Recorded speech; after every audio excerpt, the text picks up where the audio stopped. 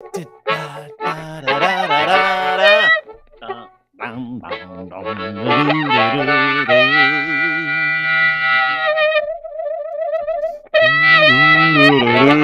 everybody. Nice to see you. Welcome back. My name is Dean.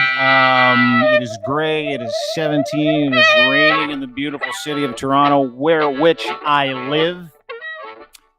Big show today, too. We got some fun. We're going to have some fun today. Not only are we busy with, the day-to-day at Crier Media, crier.co, if you'd like to check us out there. We're busy sussing out the truth. Doesn't seem to happen very often. We're busy being a media company in a country where media companies are not what you think they are. We're busy trying to figure things out, tell the truth, and we bring truth tellers and people that have questions, answers, all that stuff. When we try to do this for you, with you, blah, blah, blah, blah, blah, blah, blah. So, without further ado, today's show is an interesting one because, as you know, we have some interesting, collusive, corrupt bullshit going on in this country of ours, not just in this country of ours, but in the United States. Whether it's the Trump indictment, which I believe the fat fuck is getting arraigned tomorrow, if I'm not mistaken. He's going to walk into Fulton County Jail, and he's going to give himself up, and we're going to find out how much that cream puff weighs. Donald Trump, I'm speaking of. Along with 18 other people. There's a massive connection to Canada in there. We've got Doug Ford in the Greenbelt. That's a lot of fun. And people have questions and not many people have answers. One of the people I know that has a lot of questions, and he asks them on Twitter all the time, relentlessly, from Kenny versus Spenny. Spencer Rice joins us today. Spenny is in the house at Spenny on Twitter. Hi, Spenny. Nice to see you. Yeah. You all right? You good? Yeah. Standing O. Let's go. What's the deal with, before we get to it, what's the deal with your room? Looks like you did not read Jordan Peterson's 12 rules, and your room is a fucking mess. This is my office, which is in the basement of the house I'm in. And yeah, it's a fucking mess. I have nothing else to say. I throw myself at the mercy of whoever gives mercy. Me. Room Raider would hate your room, but nice to see you because it's full of personality. Spencer Rice, of course, from Kenny versus Spenny. And the other guest that we brought in today, had him on last week. He likes to shake the cages because he's the guy that used to put people in cages, former fixer of 25 years for the Conservative Party and other political parties. Please welcome back to the program, host of a podcast called The Fix, Mr. David Wallace, whose hair looks flaxen today. Holy fuck, you look good. Nice to see you. David, I used to be a fixer, but I was doing heroin at the time, so it's a little different. But anyways, Dean loves that. Not a bad fix, I guess, for certain. I had a few bad ones, but we don't need to get into that. So now that I've opened the door, yeah, dude, you do this all the time. We start talking, and you mention drug use, and I'm like, now I want to go down that road. Did you smoke it or inject it? Just tell me, yes or no. Smoke or inject? Injected, smoked. If it was possibly anally available, I would have done that too. You would have boofed it? You would have hooped it? I used to boof because my mother was addicted to Nebutol, which was the strongest barbiturate of the day. And she used to take them as suppositories. And she quadruple million doctored. So I'd open up our freezer and there'd be a million suppositories, and I'd come home some days, and my dad would be there, and I'd say, "Where's mom?" He'd go, "She's upstairs loading torpedoes." Well, that was the good part of my childhood. I love that stuff. Yeah, I do too. I love bringing it up. What's that, David? Yeah, big time. It's fascinating too because every time you have Kenny on, he brings it up, and it's like, I don't know if have you ever dealt with it with a therapist? Have you ever done? Because I feel like this is where you get your therapy, where you start answering. Yeah. Oh, sorry. I'm Spenny, first of all. But, Spenny, sorry, not Kenny. Yeah, I do that once a show. Twice. I know. Yeah, I was in therapy for a long time, but not because of drugs. That was another thing in my life. It was more have to do with just dysfunction, nothing serious. In fact, my doctor was a very serious. This Paul Steinauer, he passed away. I saw him for 7 years, and I was compared to he saw kids that were ritually abused by Satan worshipers, and so I would come in, saying, "I want to be a guitar player," You were light work. Is that what you're saying? You were light work. I was very light work. Anyway, nice to see you. So you've got a bunch of questions, and David Wallace has been hot on the trail of all the things that we're seeing come to fruition. I like to call it Schadenfreude season, David. where we're seeing, today, big announcement, RCMP is going to investigate Doug Ford's government for being corrupt as fuck. Schadenfreude season. Mike Roman got arrested. He was the Stephen Harper's assistant chairman at the IDU, indicted with Donald Trump in the United States. And the media is 100% complicit because we don't read jack shit about this on CTV, CBC, Rogers, Quebec, or Sun News, National Post, none of those things. Nobody's talking about like the biggest fucking story in the world. So you tell me where you want to start. Thank you, Spen. You tell me where you want to start because David Wallace is here for us. He's here for us today. Well, I did Go ahead. A lot of extensive research because I knew I was going to be on with David. So like 15 minutes before the show, I started looking at the questions I could be asking. Yeah. I guess the first thing is just to get what I'm trying to do today is when I've seen David and Dean, very smart guys, and they get into the minutia of all the garbage that's going on. I kind of want to try to keep this as a more general conversation with the big topics as opposed to the minutia, because I think that people need to get hip to what's going on, and if it becomes too minutiaed, people will not understand it or lose interest or whatever, because the average attention span is waning, to say the least. So first of all, I think corruption, I'm going to make my statement because I want this filter to go through and get your opinion on it, which is corruption is inevitable in any human venture, it seems to me. So knowing that, when it comes to politics, are we ultimately just voting for the least corrupt, or are we voting for the corruption that at least gives us some of the things that we want in terms of governing? David? Well, that's actually a very good question, because in all reality, as individuals, what we're voting for is the deception that we're willing to live with. We believe in our hearts that all politicians deep down are probably corrupt, and if not corrupt, at least beholden to people who are. But we lie to ourselves and vote for the party that has the best jingle, that aligns with our personal philosophy or values. But what we're actually voting for is a roadmap which will get us to the exact same destination, regardless of party we vote for. David, can you do me a favor? Can you log out of your laptop, log in with your phone? Because we're having audio issues again. Yeah. And I want to get all this because it's good. You just log out of your computer, log in with your phone if you can, because it's a great question, Spen. And it's funny because like you're a funny guy, way funnier than me. We like to crack jokes. We don't like to spend a lot of time in the seriousness of the business of the day. The seriousness of the business of the day is who isn't corrupt at this point, right? Like who isn't? What government isn't corrupt? And we're watching like legitimately rampant corruption, provincial, federal, gaslighting, paranoia. You're seeing the former president of the United States get busted with 91 different federal indictments, 91 federal fucking charges. Now you're seeing that connection back to Canada. And now you're seeing news and information come out about how they're all interconnected. And when you talk about like who's corrupt and who isn't, I don't know about you, but over the past like 6 months, for sure over the past 6 months, it's almost like I've woken up. It's been like a year-long process, 2-year-long process when you go through the pandemic and you watch everybody yelling at each other and people are treating each other like shit and people are being weaponized against each other, all the stuff that comes with what we're discussing, right? But to David's point, do you just pick the least corrupt person whose colors you like? And is everybody corrupt in politics? What is the goal for that corruption? Like, do we just pick the person with the smallest boot that ends up in our asshole?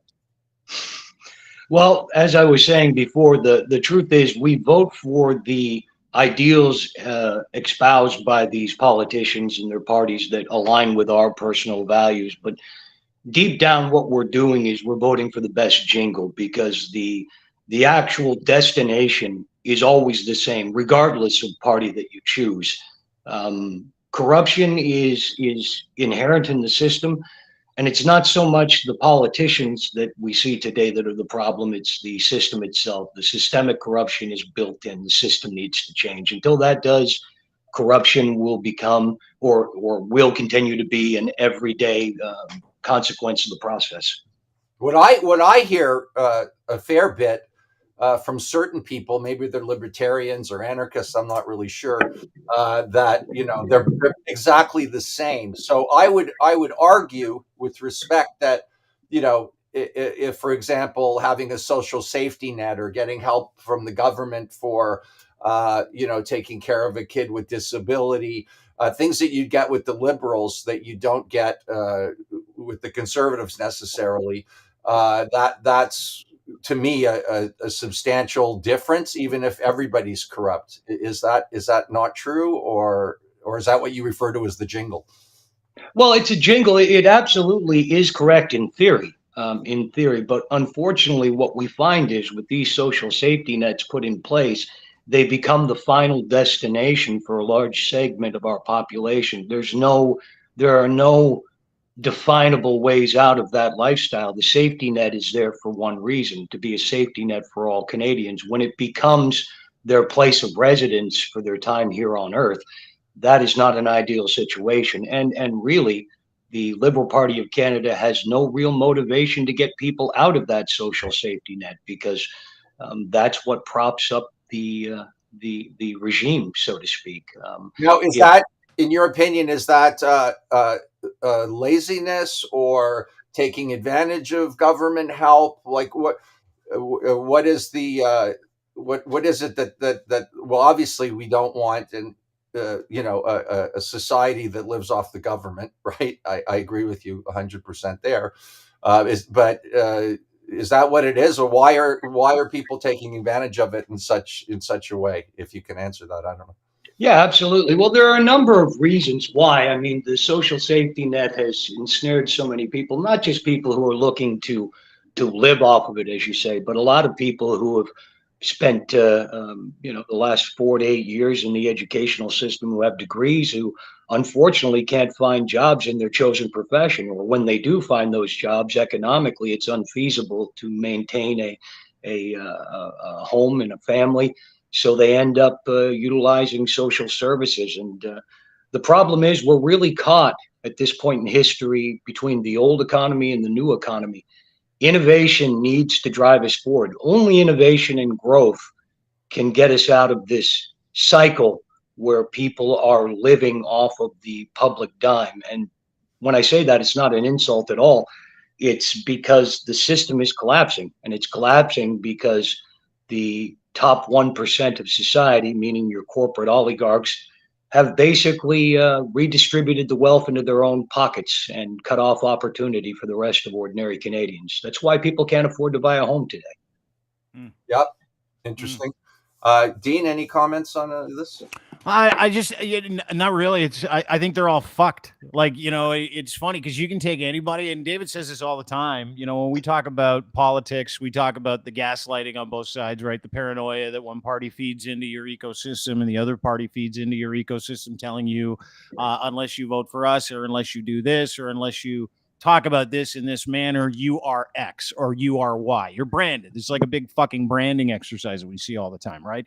And the amazing part to me now is that, the branding exercise is a strategy. And so what I see now is legitimately, because we see it all the time. You see the bots, you see the people that are getting paid by, Pierre Poilievre. You see the groups like Ontario Proud and Jeff Ballingall. I want to get to him in media in just a second, who are really just proxy lobby groups. And I've seen the environment of what is allowed to be talked about and how people set themselves up as media entities in this country completely change, right? Because media used to give us the news. We used to find out about the bad things people did. They were held to account. And then, you fast forward to 2023. Let's say you watch the news back in like 1987, right? Sit down in front of the TV, Cronkite, Lloyd Robertson. Remember Lloyd? He was a cute little fella. Knowlton Nash, what a cute little guy. And you go, oh, that's the news. Like, I get that news, right? Where now what we have is like legitimate, like podunk lobby groups parading around as media entities. And those media entities are legitimately paid by, like, True North is paid by Candace Malcolm, I believe, her group, right? Out of Alberta, if I'm not mistaken. And then you've got Ezra Levant, who is like, I don't know where that money comes from, but the kettling service that goes on the periphery around news that we don't hear is hand in hand with what politicians in this country do want you to know or don't want you to know. And that's the frustrating part for me, because I just stay in my lane, right? Like, as a voter, I am apolitical. I will vote for the person whose values I like and people who I look into, and I will research the person in my riding. I'll research the people that are involved, and I'll vote for someone way off the board, like the purple party. If the guy from the purple or pink party is a good individual that has solid values, I'll vote for him. I can give two fucks who wins the election. It doesn't matter to me. But we're not in that game. Like, nobody is in that game. It's like we've been taught and bred to think that one group is really good and the other group is really bad, depending on the ideology and the personal ideology, which is why you go back to religion in a lot of cases. You go back to the LGBTQ bullshit in a lot of cases, where you're like, hey, they'll just grab these issues and they'll put them right in front of us and they'll make us fight, right? Well, yeah, that's the frustration I have now. I know, but they're both bad. And I'm not saying they're both good, but I guess depending on your philosophical perspective, one is better than the other. Yeah, and so that's the question. Like, why, David, is it easier for us to say, you know what, Justin Trudeau doesn't look like as big an asshole as the Conservatives, or the Liberals don't, like, they're into social planning, social housing, or at least they give us that appearance. Are they, or are they just better at hiding their criminality? Well, it's a different criminality, but it's criminality all the same. We get back to the vaccine purchasing scandal that took place in 2021, when Canada was at a logjam, and a group of individuals claimed to have access directly from Pfizer, Switzerland, that could get all those doses to Canada. The individuals who were dealing with the office of the PMO, and those emails are publicly available, had set up the situation where Pfizer, Switzerland was in direct communication with the office of the PMO and offered those vaccines first to Canada. Now, did it hit Trudeau's desk? I sincerely doubt it, but it certainly did his underlings, who made sure to let those people know that they were willing to purchase those vaccines, but it had to go through a third-party, liberal-connected lobby firm that would handle the details and put money in their pocket.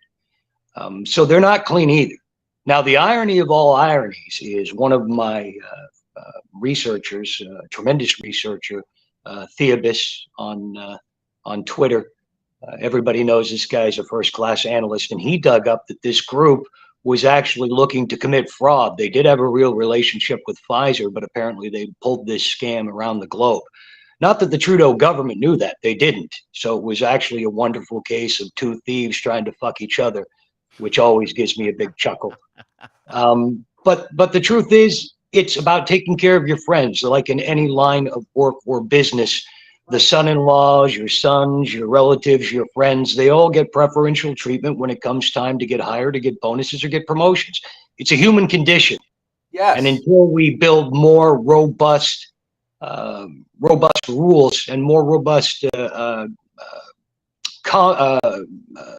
ability to track the behavior of these individuals, real behavior tracking with teeth, then this will continue to happen. I mean, the Conservative government of Canada, Conservative Party of Canada, is nothing more than the poor cousin of the United States Republican movement. It's right now, we're at a very, very desperate point in history where we're about to be completely subjugated to corporate rule.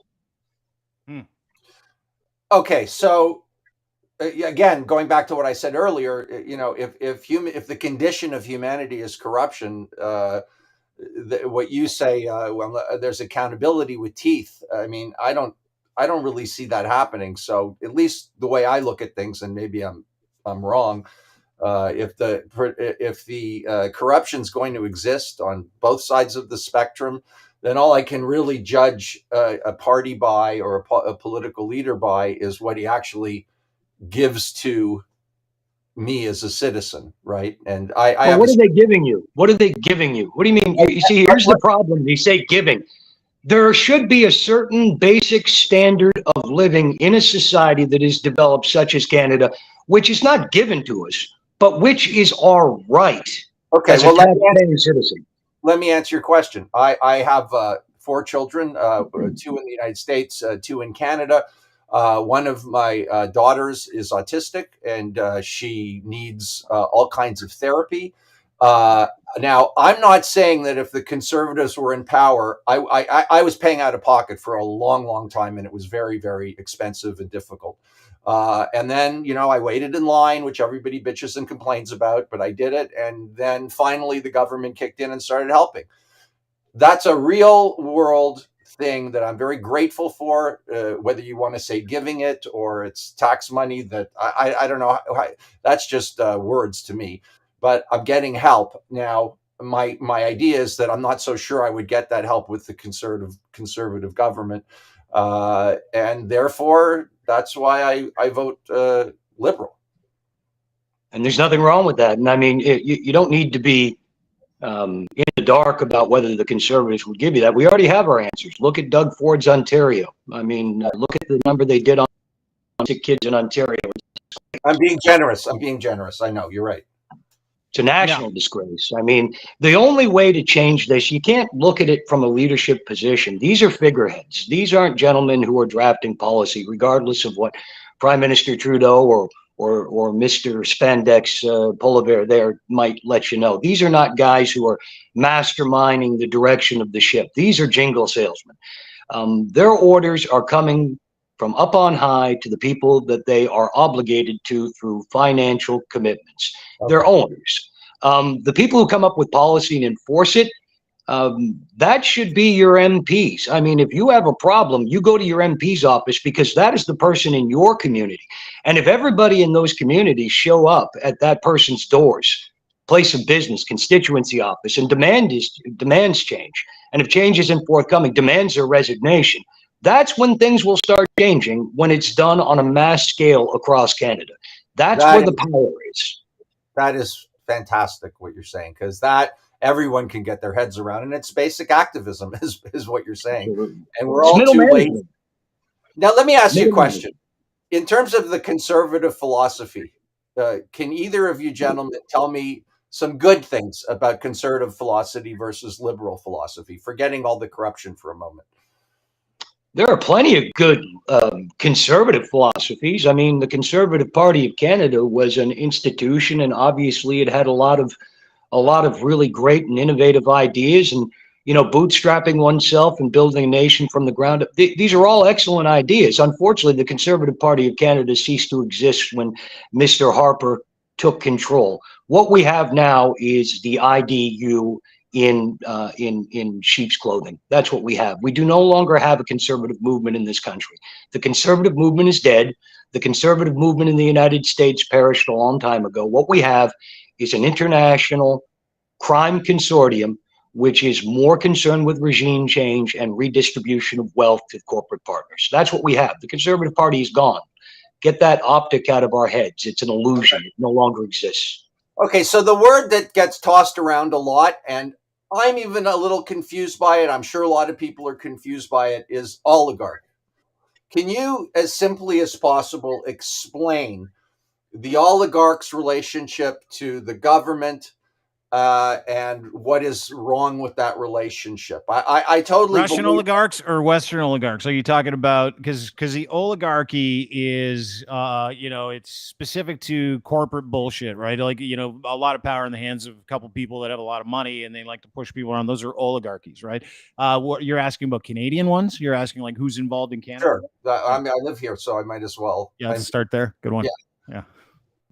Galen Weston is an oligarch. I mean, this is an individual who sits on numerous corporate boards, has ownership interest in numerous other powerful corporations. His family's holdings are astronomical. This is a man who, across the spectrum, political, socioeconomic, corporate, can make one phone call and can influence the direction in the lives of all Canadians. Price fixing takes place through oligarchy, supply and demand. Literally think of them as bullies on a street corner who control the street corner. And the bigger the bully, the bigger the hunting ground they have. That's and what is it about their personalities that, I'm assuming Galen Weston's a billionaire, probably, right? A multi-billionaire? Many times over, yeah. Okay, so what is his, and I just from almost a psychiatric standpoint want to understand, why someone with that much money is so concerned with controlling everything in a way that seems to be, at least from our conversations, negative towards the citizens of the country. Absolutely. Well, from the years that I have dealt with individuals such as this, one thing has become clear to me. We're talking about sociopaths. These people are so rich and wield so much power that after being removed from everyday life for so long, that they start to look at people less fortunate or people with challenges as being objects. If you can't afford the products, if you can't participate in their profit ring, then you should no longer be around because you are a useless eater. These are the actual philosophies that these people have. You can see in policy that's enacted in conservative controlled pockets of the country and conservative countries, that the people on the lower end of the socioeconomic ladder are dying in record numbers, whether that's through disease, lack of treatment, lack of medication, lack of proper housing. This is a worldwide phenomenon. You can see with our tent cities, with people losing their homes. Are there any benevolent oligarchs, in your opinion? They're only benevolent as long as the money keeps rolling in. Yeah, as long as there's something in it for them. They're like mobsters, right? Like, you know, a lot of people can't believe it when a mobster comes alongside them and is like, hey, I'll help you out. I'll give you what you need. And they're like, oh, man, that's so nice of you. You're like, thanks. But they know what they need from that person. They know, dude, David worked in that. You worked in that business forever, 25 years of like. That's not benevolence. No, that's not benevolence. That's opportunity, right? Like they see opportunity where people are down, right? Or they create that opportunity by putting people down and then saying to them, hey, listen, and it's not oligarchy, dude. It's everybody. It's everybody that has more than us. And it's the 1% that has really all the control, right, David? Like it's the whole idea sits in the idea that billionaires are good for the economy. They're not. They're not, because they decide how the rest of the world eats. 99% of us, how we eat, how we live, where we get health care, all that other stuff. Well, it sounds They're like a choke point in it. Imagine a water hose. The oligarch is when you tie a knot in the hose. Okay, there's no redistribution of wealth among the. I mean, the money flows in and they choke it off. It doesn't get back in play in the system. Right. That's why we're experiencing record shortfalls in our economy, because the wealth is being sucked up and redistributed offshore. There's nothing left. That's what's going on. They're parasites. Does it take a sociopath to become an oligarch? Not always. I mean, I'll give you the first oligarch I ever met was Nathan Jacobson, and I was in Moscow. When Nathan was in Russia in the very early 90s, he was the man who brought General Motors and Philip Morris Tobacco to Russia through a relationship he had with the family, Boris Yeltsin. I was a nobody looking to score. I didn't know, I knew who he was, but I didn't know him personally at the time. And I ripped off a few shipments of cigarettes in St. Petersburg that turned out to be owned by Nathan Jacobson.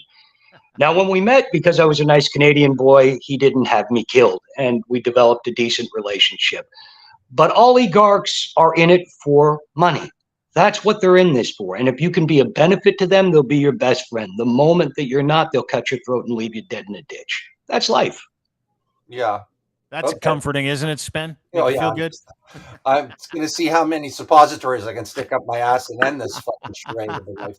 No. Okay. So am I right in saying that authoritarianism, which we see sort of growing globally, is the preferred system of government for the oligarch that controls them? Yes, it is. And if you look at things with unbiased eyes, we have been living since 2020 in an authoritarian system. And I'm not saying that to be, oh, he wants to march or do a convoy. That's not what I'm saying. What I'm saying is we're like frogs in a pot, and our rights and freedoms have been eroded week by week, month by month, to the point where we are today, where we don't even recognize where we started from. If Doug Ford's scandal about the Green Belt had broken, say, when Kathleen Wynne was in office, she would have been charged and removed. And that's a fact, because we as a society were only willing to go so far with the corruption. But now we have been so disoriented, so caught off guard with this pandemic, with all the people we have lost and the devastations to people's finances, that we're now submissive.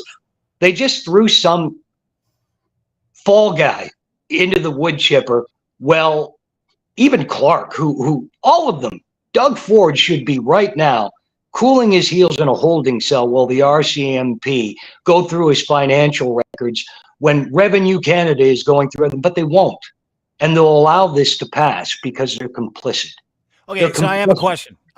And you're talking about Dean, I'm asking the questions. Okay, I just want to ask like one. Just your show. Just kidding. Go ahead. No. I prefer it. It's less work for me, I guess. I have a question about that because we're talking about Doug Ford, Premier of Ontario, just got caught red-handed to the Auditor General Governor's report that basically said, "Hey, you stole $8.3 billion and you gave it to your friends in the form of land that was environmentally protected, and it is a gong show."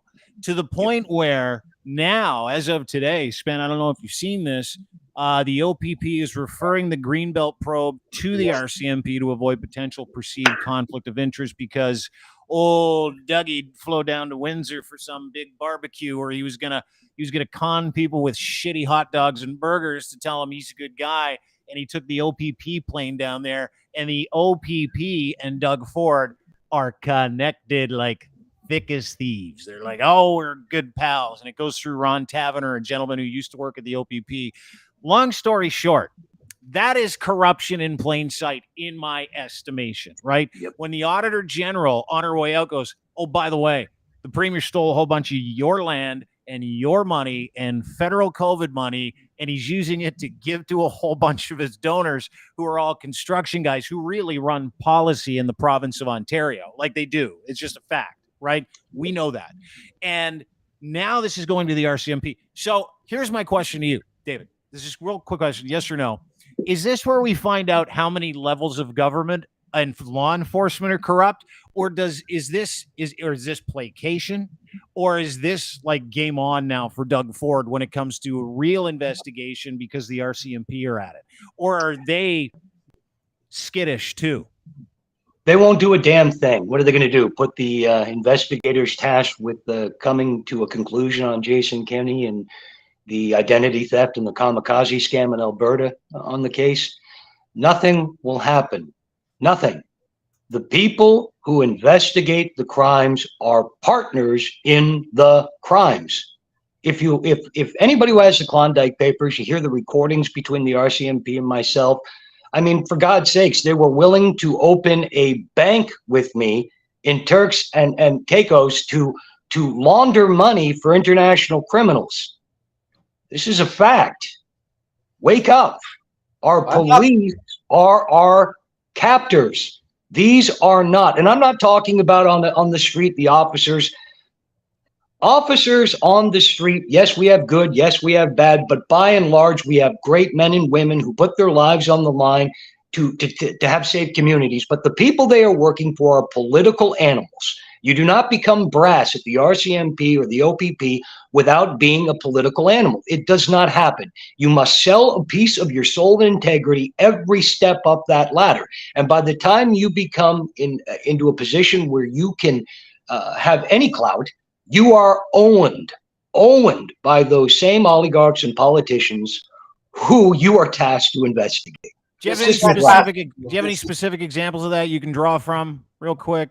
No. Well, Jason Kenney right there. How long's that investigation been going on? They know who stole the pins. They know who made the fake IDs. They know who did it. The problem is that person who did it works with the RCMP as a snitch and has for the last 22 years, and they won't touch him. Okay, so let me ask you quick predictions from both of you. Trump and Ford, will there be accountability, real accountability? Trump, yes. My theory, Trump, yes. Doug Ford, I would say no. I would say Trump, yes, only because there are so many international strings to pull on, and I want to get into that with David. Yes. I say Doug Ford, no, because at every level of government, it sounds and looks like, David, and I defer to you, that there are choke points in relationships that will enable him to continue on doing all this bullshit in plain sight. Over to you. Absolutely. Absolutely. In fact, now that Mr. Ford has got his fall guy, watch him go on the offense and watch him start to extract revenge from any sources he feel contributed to this story. There's going to be payback, and they'll utilize the OPP in that payback. They'll be paying visits to people's houses in an off-duty capacity. It's gang rule. I don't think that Ford will face any backlash, because I really don't think the people have the will to do what's needed, which is to go to MPP's offices and to camp out and demand answers and demand that this man resign and demand for their MPPs to do what they were elected for, which isn't to suck off the pit of Doug Ford. Can I stop you there? I want you to explain to me, and I'm part of the problem, why what you say is the anecdote for corruption will not happen. What is wrong with us as citizens? Is it fear? Is it laziness?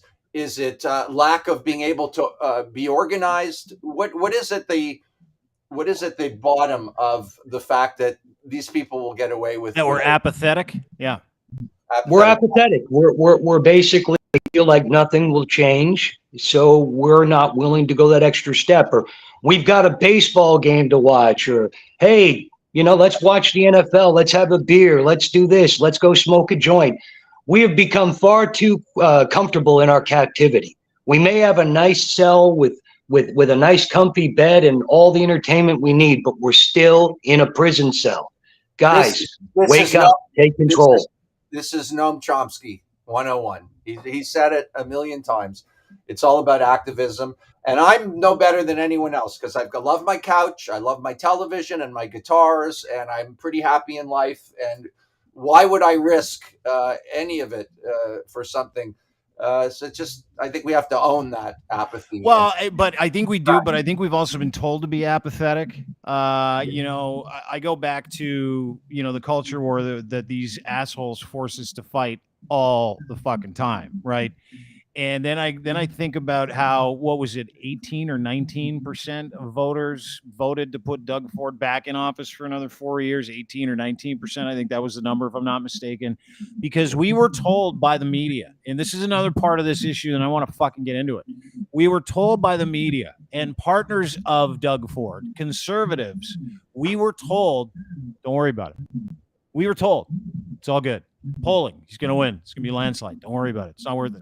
So we've been driven to that apathy to some extent. I want to get into that, David, and a real quick question too, and then we'll turn it back to Spenny because he's full of questions. How is it that we're the only people talking about this? How is it that, not just Greenbelt land, but Mike Roman getting indicted with Trump and his connection to Stephen Harper? Which I only hear from you, Dean. Why is nobody talking about it? Why?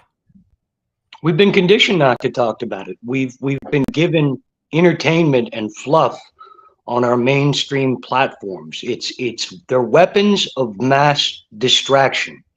That's what this is. In my profession, the first thing that you think to do is, how do you craft a narrative which gets eyes away from the scene of the crime? It is very important to be banal, to be repetitive, and to be on point with whichever message you want to deliver. And when the MSM is complicit and refuses to run the stories that we're talking about, it goes down the memory hole, and it goes down the memory hole fast by design. None of this works unless your mainstream media is complicit. Storm your MPP offices, your MP offices, and stop purchasing products from Rogers, TELUS, Post Media, you name it. Stop using their services. Do not consume their content, and you will see a huge change in messaging overnight. It's so funny. Drive progress. I have to say this, that there's so much conspiracy and what I deem as craziness out there. David, you sound like a lunatic, but I think you're right.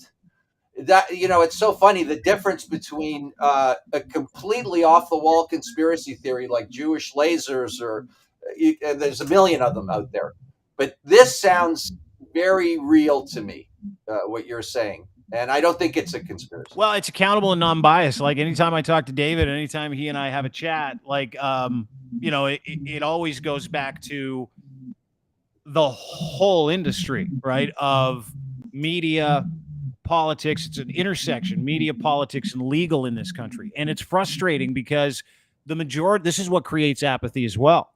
Guys like us go, well, I'm tired of fucking talking about the same thing. It's like, Rihanna singing her best song at the end of every concert going, fuck, I'm tired of talking about this. I'm tired of singing this song. I'd like to sing other songs. We would love to be able to do other things. And we do other things. We have lots of conversations about fun things. We do those things. But this is like fever pitch shit now where, everybody, because of the transparency of social media, has gone, hold it. Who's connected to what? Because this story, Doug Ford's Greenbelt bullshit, Mike Roman's attachment to the IDU, Stephen Harper, and the convoy, now that Trump is going to get indicted with 18 other people, these stories should be the biggest stories in the fucking world, and they should be front page on CTV, CBC, Torstar, every Quebecor, every Post Media site, and not a fucking popcorn fart. Nothing. Like, you would think at some point, and this is another thing. Except for Trump. Well, except for Trump. And Canada, like, to go to the front page of any news site in Canada, nothing. Nothing on Trump. Nothing on Trump. Anything on Rogers' website, nothing on Trump. And then you look at the picture of Edward Rogers and his family standing next to Donald Trump at Mar-a-Lago a few years ago, and you're like, oh, that makes sense. Can you connect, David? Can you connect what happens in Canada, media, oligarchy in Canada, with what's going on in the States? Are there threads you can pull on when it comes to the indictment of Donald Trump and his 91 federal crimes that are centered around the relationships in Canada with the IDU, with Stephen Harper, with Pierre Poilievre? Because there are some very public linchpins here that we're pulling on when it comes to how MAGA works with what's going on up here, sir. And can I just add, because it seems to me like the right, the conservative movement, the Republican movement is a lot more oligarch friendly. Am I right about in saying that? Well, they have their own set of oligarchs, but I'll give you an example. Bud Cummins, the former U.S. attorney, he worked for the attorney general, I believe it was, or maybe he was a district attorney. He works with Giuliani. He was my point guy, and Cummins would spend time in Canada. He did work with Ukrainian, Canadian billionaires out west in Alberta. But it's all the same cast of characters. I mean, Mike Roman, Bud Cummins, Giuliani, they all do, Ted Cruz, they all do business with people like Gerald Chapor in Alberta, the most dangerous man in all of Canada, who nobody talks about. Nobody. They're here. The threads are here. The nonsense that went on in Ukraine with the oligarch Ihor Kolomoisky and his preferred candidate at the time, Zelensky, and Canadian billionaires wanting to take Zelensky out and Kolomoisky out. The letters exist. They're in the Klondike Papers, where Michael Yurkovich wrote a letter to Chernyshchenko, the prime minister of the Russian Federation, Dmitry Chernyshchenko, Gazprom, asking for their assistance in the assassination of an oligarch for his Canadian business interests. There are threads everywhere. They're an interconnected web. And unfortunately, we are sliding into a U.S. Republican. No! Lost him. I know. I hope his phone didn't die. I was about to ask him what product he uses in his hair. This is crazy. Oh, there he is. We got you. Sorry, I don't know what it is. My equipment seems to keep going nuts lately. It's for every time you're on this show, it gets shut down. Yeah, might want to look outside. Literally every time I'm on the show. That's it. There's probably a dude with like a microwave standing in the forest somewhere trying to burn your Wi-Fi. It's probably Hey, Dave, can I have the full screen for a sec? Yeah. What do you need? Just give me the full screen. Okay, full screen. Go ahead. Doug Ford. I'm participating on a television show which appears to be accusing you of things. I am a comedian, Mr. Ford. I support the police. I don't need any trouble. I don't want any trouble. I don't want people coming to my house, including the religious people. And just, I just happened to be here when this is going on. I had no idea this is what we were going to talk about. I pay my taxes sometimes, and I just want to separate myself from any kind of radical situation that may be happening right now. I have nothing to do with it. This is all these other two guys. I'm a nice Canadian boy. I love Paul Henderson. He was great. He scored the goal, and Foster Hewitt. Yeah, okay, that's it. Yeah, no, good one. Yeah. Hey, listen, we just want to know. So we're asking a guy who says he knows about what he thinks is going on. So that's okay. We can ask these questions. We can have these conversations, and you can definitely separate yourself from all of them in a suck hole moment in the middle of the screen where you can say, hey, I like you. I'm out. I love the police. And that's the thing. Like, I know a ton of cops, and I'm very supportive of my friends here at York Region. Great guys, super guys. I am unaware of, that gang mentality, but I am also watching it all play out when it comes to what goes on in this province with those executive relationships as they lean into law enforcement. I also happen to know some of the people that he knows that are in law enforcement. I also happen to know some of their friends, and I'm very well aware that we live in that kind of society, a police society, right? Like, I get it. And so, again, this is one of those things where I look at what some of the allegations are, and I stick to the facts. And then when someone else says, hey, I've got facts and I can back them up, and they're in a whole bunch of papers, or when they do a special with Canada Land called Rat Fucker based on the whole thing and no one gets sued. And I'm like, there's got to be something here, David. Like, that's the thing, right? You can talk about these things, and he's willing to take all the fucking shred. Like, and that's the thing that I really appreciate about David. It's like, hey, listen, I can confirm that a lot of the things that he's talking about in these Klondike papers, whether it's interactions or emails or phone calls or whatever, they exist. Those relationships exist. He knows these people and has worked for these people. As to the veracity of the more explosive claims, play it out. I mean, how many times have you been sued, David? How many times have you been sued in the last year? Millionaire homeowners who tried to take out a mayor in Calgary, and that's going around and around. I've never been served. I guess they're sending stuff to email addresses that don't exist. But hey, look, Jesse Brown's got some great, and he was very sure about the content that he runs. So I like his chances in that case. Yeah, he got sued too for Rat Fucker. Everybody got sued. It's an amazing kind of story because, one of the things that I take out of this, like your reticence to actually talk about it, Spenny, I know you're asking these questions. Well, that was a coward. I know. It was awesome. I loved it. But the reticence that people have to actually have these conversations is based in fear. Why do we have fear to talk about these things? Fear of repercussions. What kind of repercussions? If we're just talking about this, right? If David says he can back it up and we're just asking him these questions and someone wants to come to my door and tell me I'm not allowed to ask these questions, fuck you. Yep.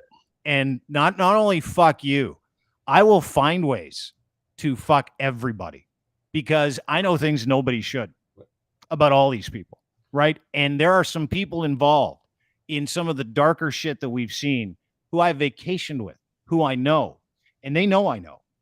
And they know David knows. So there are no repercussions. I don't know anything. I know. That's good. You should say that too. I would say the same thing if I were you. Sorry, David. Shouldn't come out. Come out because it would tear the card. And so those things aren't mentioned because they're not germane to the matter at hand, which is theft of billions of dollars from our kids and the murders of our elders in long-term care at the armament and cleanup because it was so disgusting. I mean, our mothers and fathers, they met their ends in a beds filled with their own shit because Doug Ford and his criminal friends needed to build new resorts or shopping malls or entertainment complexes. This happened. This is happening now. And if we're afraid about the knock on the door from the SS troops, then we will be complicit with our silence as they march us off one by one to meet our ends. But eventually they'll come for you. And we may be comfortable in our little situations because we still have a few luxuries. But guess what? Once they're done with the level directly under us, we fall in the same hole. We are prey. We're not the predators. It's time to go hunting for these predators. And like I say, the only way to do that is activism. Go to your MPP's office,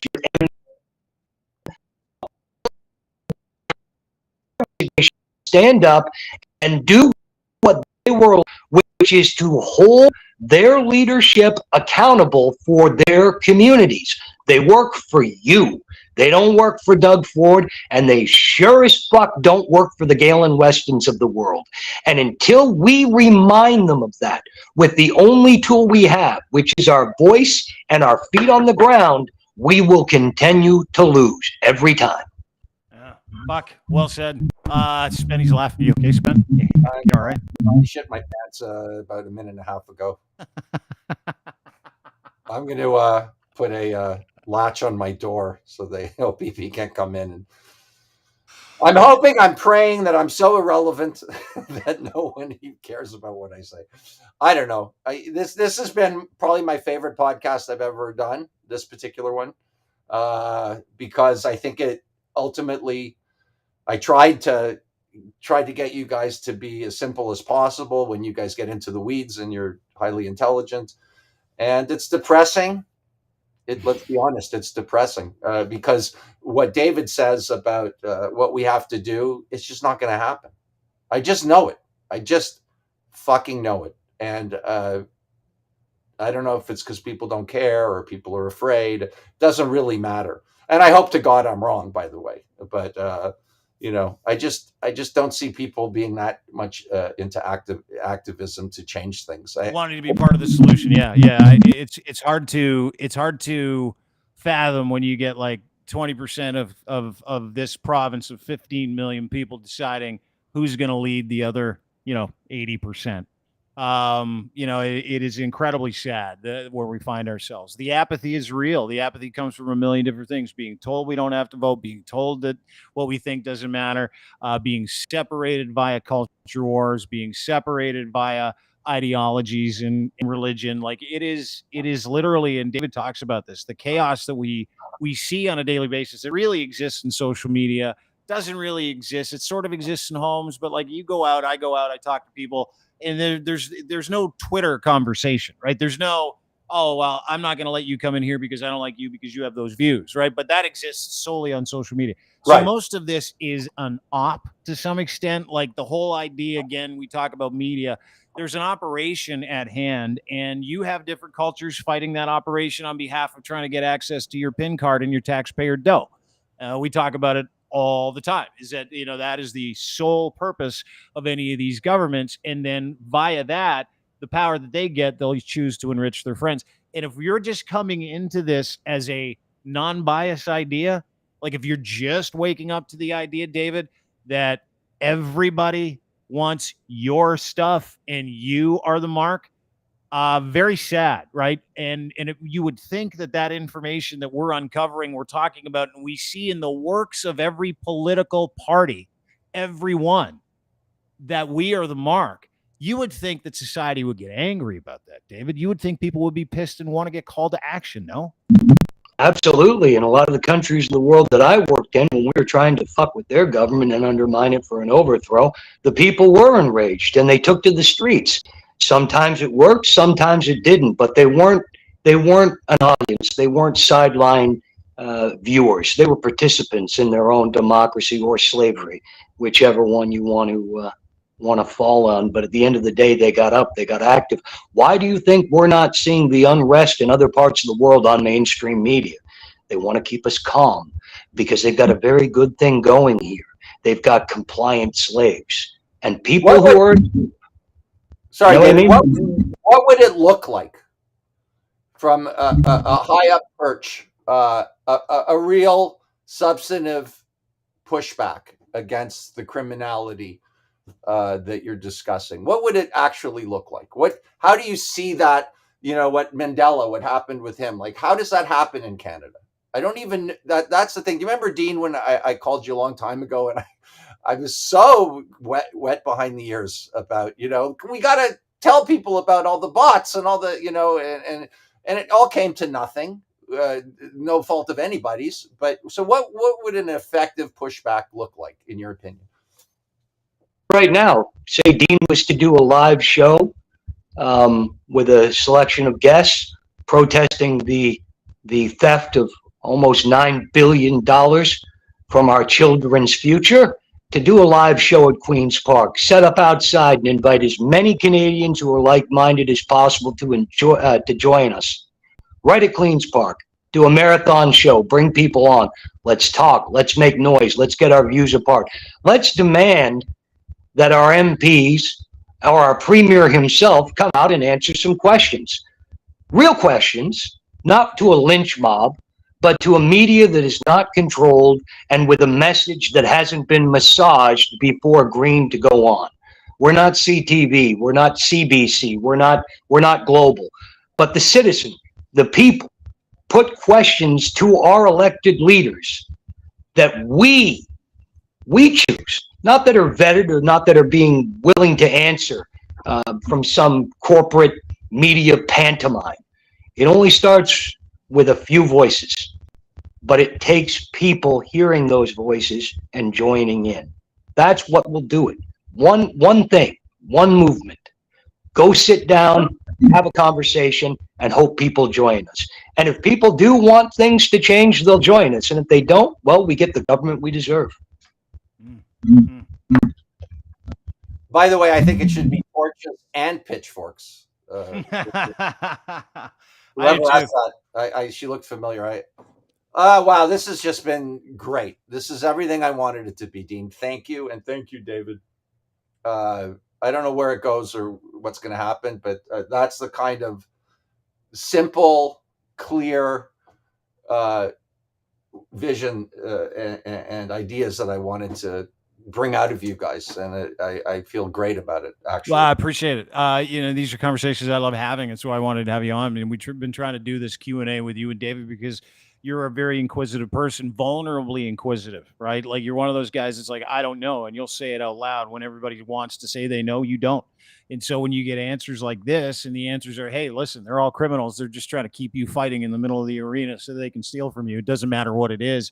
It all makes sense then. Right. You can have people tell you what they are, but if words don't match works, and this is very, very, very important, and we'll end with this. If words don't match works, you got to take the works and then make a judgment call as an individual about what you want. Right. And what we want is for those things to come together. We want the words that our politicians deliver, captains of industry deliver on behalf of their ideologies and the people there, we want those to match up with their work. So when Doug Ford, as an example, says, I'm in it for all Ontarians, and then takes $8.3 billion in land and gives it to his friends, he's not in it for all Ontarians. He's just not. He's in it for a few of them that can help him. That is illegality if it is true, right? That is what I know to be true. That is illegal. That is fucking fraud. That is cronyism, if indeed those things are true. If those allegations of taking $8.3 billion from protected land, tipping off, these are the allegations, tipping off some donor developer pals that this is going to come up at some point for development, so they swoop in and buy it at a real cheap price when no one's allowed to bill on it, and all of a sudden, all the regulations disappear, environmental regulations disappear, you can now zone it for your own personal need, you can build on it, and that value jumps 700%, and all of a sudden your net worth is worth billions more than it was just on the stroke of a pen by one person who you donate money to. To me, those are works that should be looked into. That's just me. Same thing with all the government contracts with the Liberals and a third-party dude that David talked about here. To me, giving access to people to have this life-saving vaccine, giving access, you'd want to know about it. You'd want to know who was doing it. You'd want to know why these people were illegally or allegedly illegally trying to get paid to keep Canadians healthy. We have to operate as Canadians by one set of rules, and we do it by and large, right? When you see other people whose words don't match their works because they don't give a fuck about the rules, nothing makes a citizenry crazier. And the fact that we're doing nothing about it is mind-blowing to me. Mind-blowing. Mind-blowing. Like, we can sit here and talk about this all day. Well, the other part about this is mind-blowing. Hang on. The other part about this is mind-blowing is the concerted effort to keep everybody in this country in the fucking dark all the time. Mainstream media, just as complicit. You want to pull on threads in the States, and I hope this happens.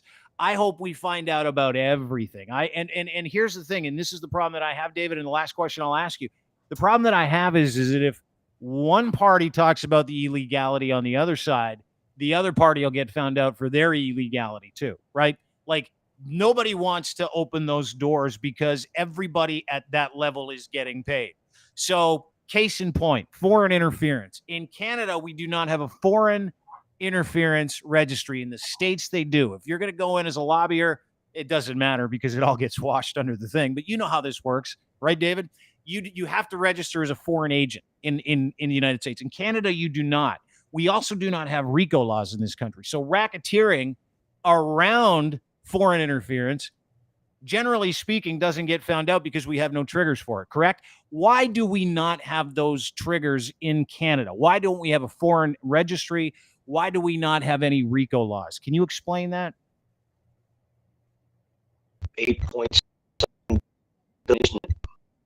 And I think the end reason, rights, because they can get away with it. They want to get away. Mechanism doesn't exist because it's cooperation. These parties are not, ideologically, they may be opposed on their face, but they're partners. They both work together in so much as neither one will call the other on real scandals. That's because, as you know, they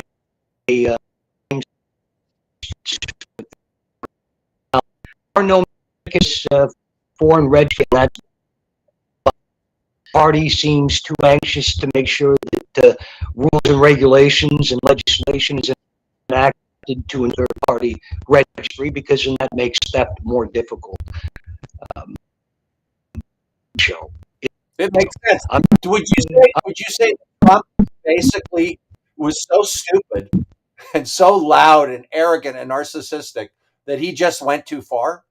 That if he had a little bit of discipline, none of this shit would be happening to him.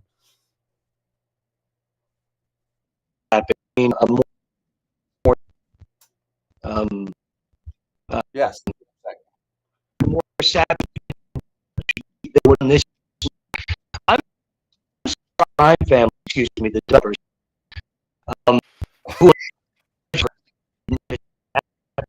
Because in the old, realized that it's okay to steal, but don't insult the public. Keep it under wraps, decency, so to speak, honor among thieves. This is naked corruption, and this is spitting in your face. They don't care. And mainstream media is now owned by the very institutions that are fucking you. The MSN are corporate owned. The messaging is coordinated with the criminals. You are now at the most vulnerable point in your history, this country, our citizenry. We are now held hostage by corporate mafia, and the mouthpieces are the individuals who were put in place to safeguard the public trust, and that's the media. They should be on trial right alongside our premier. Wow. Yeah. And I don't disagree. And I'll tell you why I don't disagree after I mute David. Sorry for the audio issues. We're just having audio issues with David's thing. I'll tell you why I agree. Because as someone who was steeped in traditional media, robed himself in that privilege for a very long time, 15 years. It's all true. It's all true. It's all true. I would have people in executive positions where I work come down and tell me what I couldn't talk about, because it would affect the nature of relationships of a couple of their business associates. I would have people tell me not to talk about certain religious things because, you know, there's an executive in the building that is connected to this certain league, maybe Catholic. I'm not sure. It's Catholic. You know, and they called and they don't want you to talk about those things. Or, yeah, you can't talk about marine land, you know, abusing animals or the possible abuse of animals in marine land, because they give us $300,000 a year to tell people that it's a nice place. It is all fucking part and parcel. It's about as greasy as it comes. And Canada is a very specific example. We do work with other independent outlets in the United States. And we have a couple of consultants that we work with here at Crier Media. And one of the consultants said to me, because we did a market snapshot study, and they said to me, you know what's amazing about media in Canada? It's how fucking corrupt it looks. Because very few people own all of the income that comes into those relationships, and they're shutting everybody out. They shut people out of the money. They shut people out of the narratives. They shut people. They will catch and kill, and then take that catch and kill story in this country, and they will follow up with people saying, and I've seen it. Well, you've seen it, David. I had conversations with people that are fighting against Bill C-18 who are like, yeah, you know, I got basically paid to shut the fuck up by media companies. Like, you're not allowed to run stories on public interest when it comes to taxpayers in this country if it affects certain relationships. And I have fucking lived it, so I can tell you it exists. Absolutely. Anyway, is Navalny a good guy, David? Well, he started out as a good guy, but unfortunately, he too has been captured. I mean, when you get to a certain position, especially in countries like Russia, you become a vehicle. Putin is dead. Putin has been dead for many, many months. He is gone. Chernyshchenko's assistant, Evgeny Barchenko, who I've known for many years from St. Petersburg and Sochi, Putin is dead. He's gone, and it is basically being run by the technocrats now. And it has become ever more a mafia media state. And their tendrils and their cash are currently in Ontario, all over Canada. I know billions of dollars have flowed, sanctioned dollars have flowed into Ontario. Do you think the OPP or the RCMP will investigate that? I'm sure they'll have a task force on it tomorrow. Maybe they'll have the same people who are in the identity theft in Alberta working on it. And I'm sure they'll have an answer for you in about 100 years. We're screwed here, people, unless we hold our media accountable. Stop going after the politicians right away. Go after your medias. And the way to do that is to stop consuming their content. If you have a Rogers or a Telus account, cancel it. Leave. Go pay as you go. Send them emails telling them until their media stops having a boycott on real news, you no longer want their services. These are painful things that you need to do. That's why your sound is so bad, probably. But we have the tools at our disposal today to end all this. And the only thing that stops us from using them is utter complacency. And that's done through being either on team red or team blue. As long as you're locked into one of those narratives, we are far too comfortable in this life believing that our politician of choice will come in and save the day. You're being boiled to death in a pot. And this has nothing to do with evil billionaires who put microchips in vaccines who want to fucking control your mind because the aliens are coming. Forget all this crazy bullshit conspiracy nonsense. A conspiracy is when more than one party collude to steal from you or to cover up a crime. Very simple. It doesn't need science fiction, space-based weaponry, zombie billionaire vaccine killer. It is all created simply to appeal to the lowest common denominator and divide people. These are criminals who are colluding to consolidate their power and redistribute wealth and keep you in the dark. That's what it is. That's as simple as you can put it. Nothing supernatural, nothing. As Spenny takes a phone call.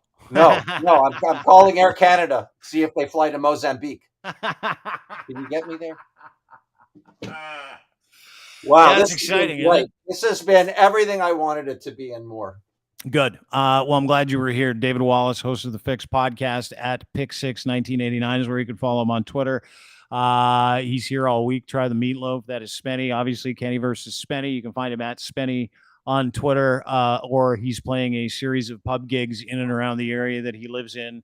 I know you're busy. Really appreciate you doing this. I hope you enjoyed it, bud. Oh, thank you guys. Loved it.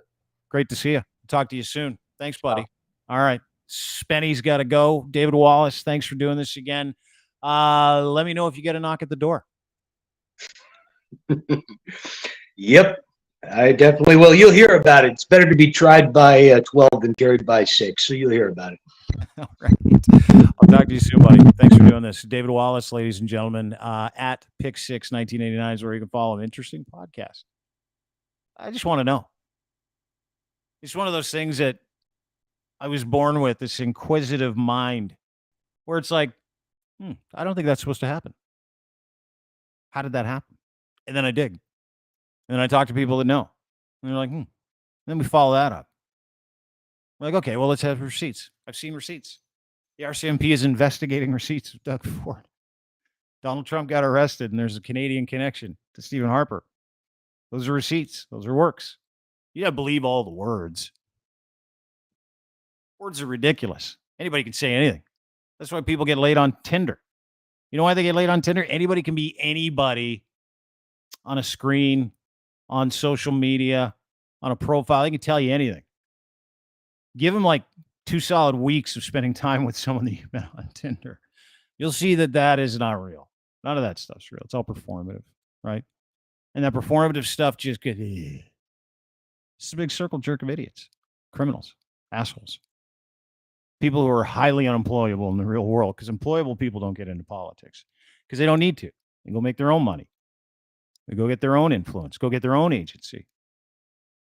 They have to. Open up your eyes, folks. It's not a conspiracy theory. It's legitimately just greed and incompetence and friendship and cronyism. Fake ideologies and telling you to look that way or pissing you off and making you fight each other. Pretty simple, isn't it? At least I think it is. Have a great day, everybody. Thanks for doing this with us. Appreciate it. Don't forget, you can get everything we do at crier.co. Crier Media is where you can find us and all of our friends and partners, including The Fix. Go there today for anything that you need. Crier.co, also massive podcast network, 134 podcasts in our network as of today. And we're very excited. So if you want to join us in our band of merry idiots, like to do content, you can go the Let's Take This Outside podcast with Mary Ann Iveson. That's a great podcast. James DeFiore's Blackballed. That's an excellent podcast. There's like 134. Go check it out, crier.co. Thanks to our friends and partners at Cantork for making this possible. Cantork.com, helping people understand torque wrench needs. Yeah, that's right. Sometimes you got a loosener and fastener solution that you need help with. It's a bolting solution, heavy machinery, nuclear, railroad, metal. It doesn't matter what it is, forestry. They make torque wrenches and they prefabricate everything and they engineer everything. They take care of everything. They service everything for heavy industry and around the world. If you need a torque wrench solution, go to cantork.com today for more information. And of course, brought to you by friends over at Gitch. GITCH. Gitch3 is your promo code. Use it when you go to Ed's Fine Imports. They'll send you a pair of the most breathable, flexible, soft, moisture-wicking, pouched underwear you'll ever find. They're snatched, if you will. I love them. Check them out. edsfineimports.com. Order 3. You'll get a 4th for free when you use promo code GITCH3. Thanks, everybody, for joining us today. Really appreciate it. Don't forget, tip your waiter, and we'll see you on Friday with Lachlan Cross. Have a great day. We'll see you soon. Bye.